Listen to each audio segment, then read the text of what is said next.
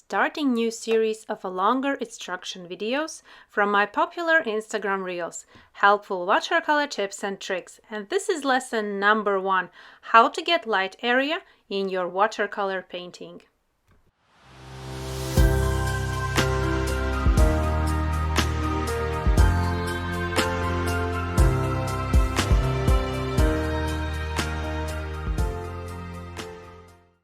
Hello, today we will talk about light area in watercolor painting. These examples I would like to show you which light areas I'm talking about. As you can see, there are light area on each subject, petal, leaves, boughs, and I'm not using any white pigment. It is all achieved by keeping light area from the very beginning. Paper is the lightest light in watercolors. For this instruction we will be needing color palette for mixing watercolors, round synthetic brush, clean water, paper towel, and a little piece of paper on which we will be painting. Adding water to color palette. I'm choosing Perlin Maroon. You can choose any pigment you like. This is just a test.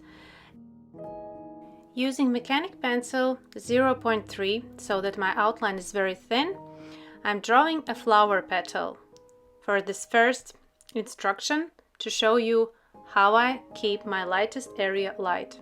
Removing the excess amount of graphite with an elastic eraser. Be sure that your water after mixing watercolors is completely clean.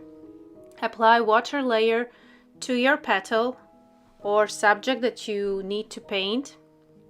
I always start one section at a time. I don't go on full flowers.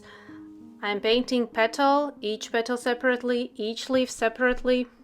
I'm more in control of everything when I'm painting single subjects. Loading brush with the pigment. I always start to apply from the darkest area towards the lightest part. With round synthetic brush, first layer is perfectly applied. With wide and big brush strokes, careful with outer edge lines. And my layer is very transparent. The amount of watercolor pigment is very thin. It also depends on the subject, on the flower or leaf that you are painting.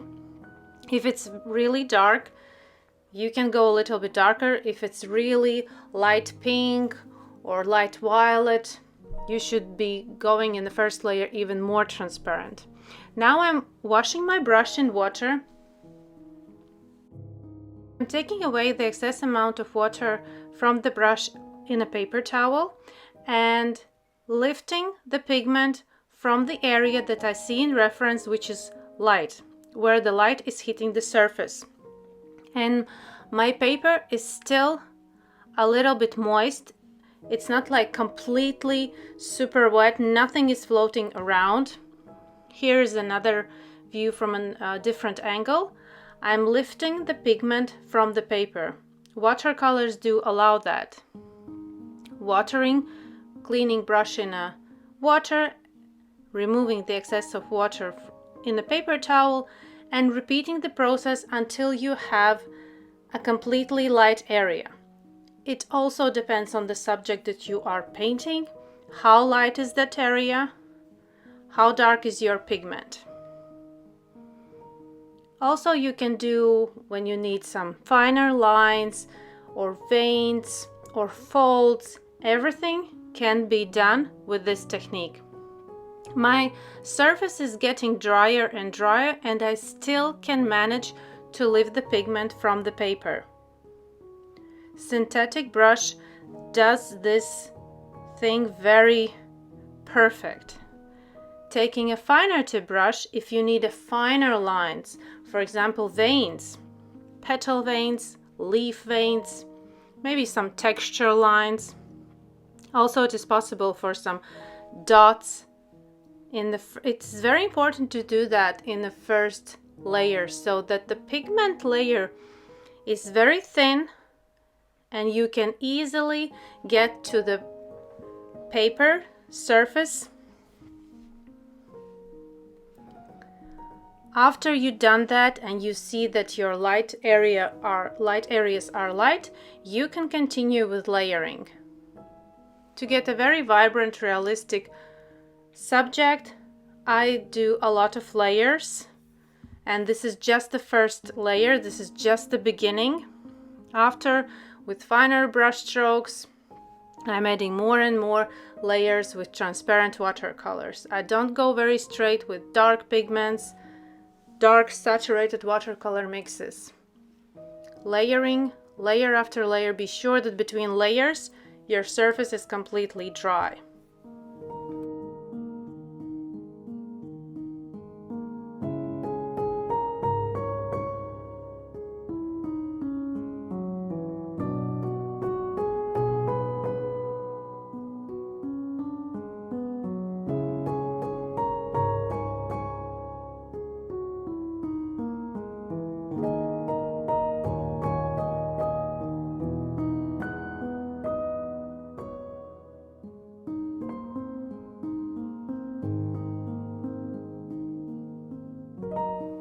I'm showing you here the technique that I would approach any subject I would paint, but I don't have a specific reference, a specific subject for this one, so I'm just showing you from my imagination, from my mind, how I approach almost any subject that I paint to get a realistic look.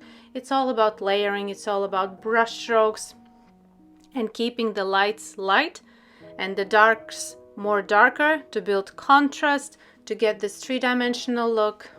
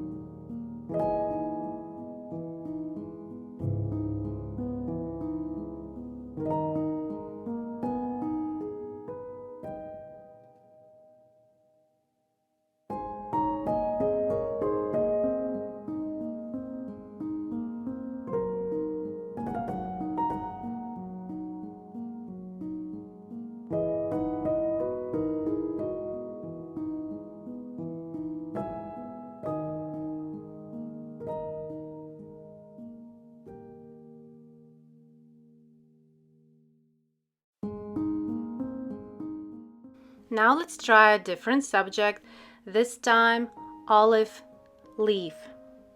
Again, with pencil, I'm drawing an outline.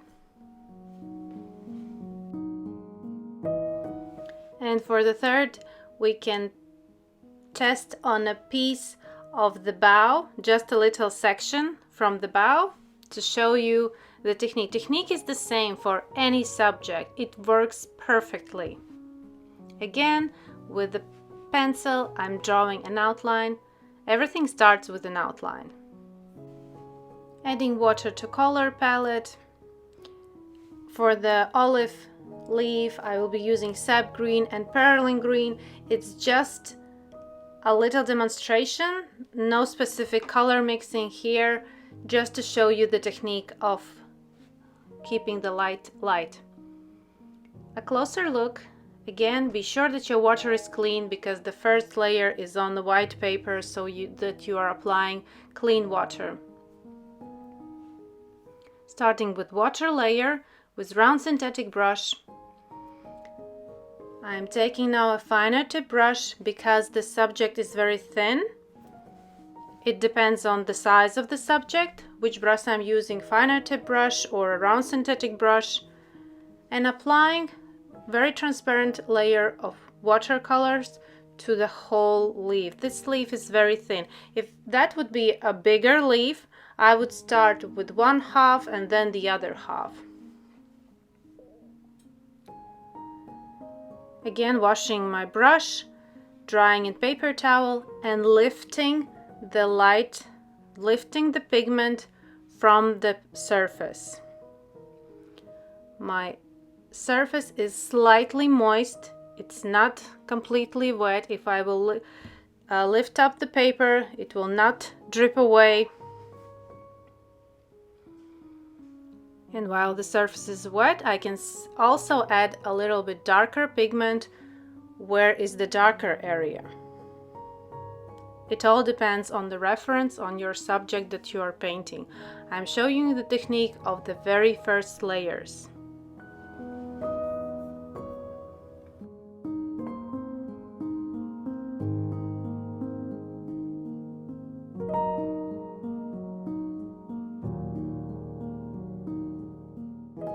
Now on the bow, I'm taking Sennelier Red with the round synthetic brush, applying water to the area that I will be painting. The water is just enough for watercolors to be moved where I need them. Here the surface that I'm painting is bigger, wider, so I'm taking round synthetic brush and applying transparent layer of Sennelier Red or any watercolor mix that you need for your subject on the surface. Smooth and evenly, transparently. The first layer should be really transparent, so you are building saturation gradually. If you will go straight with very dark pigments, your subject will look flat. With watercolors, it's important to keep the transparency for more depth.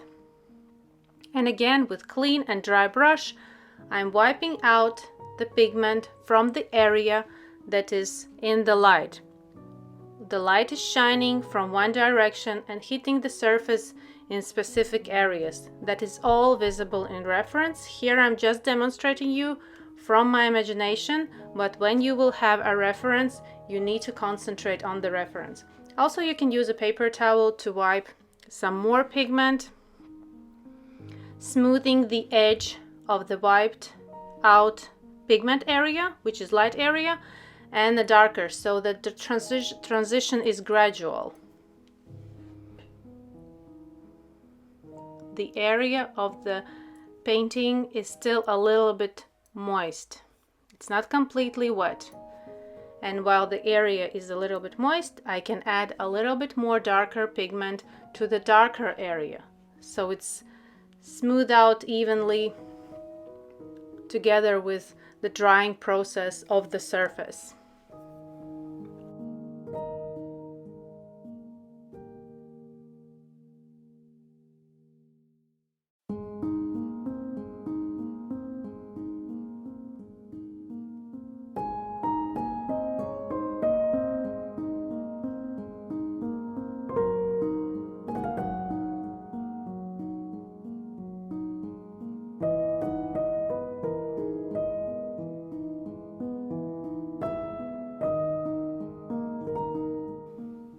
And the big work to get the realistic look of the painting is only just beginning.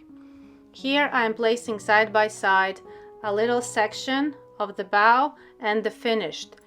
It took me to paint this bow about 2 hours, and it's all about layering. It's all about those fine brush strokes, layers of transparent watercolors, and keep those light areas light. The more shinier subject, the more lighter that light area is.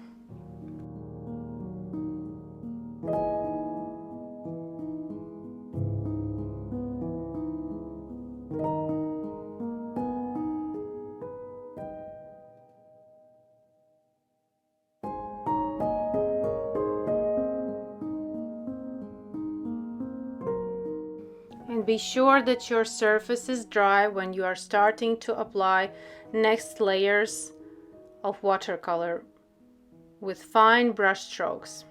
Here I'm also placing the starting point and the finished subject.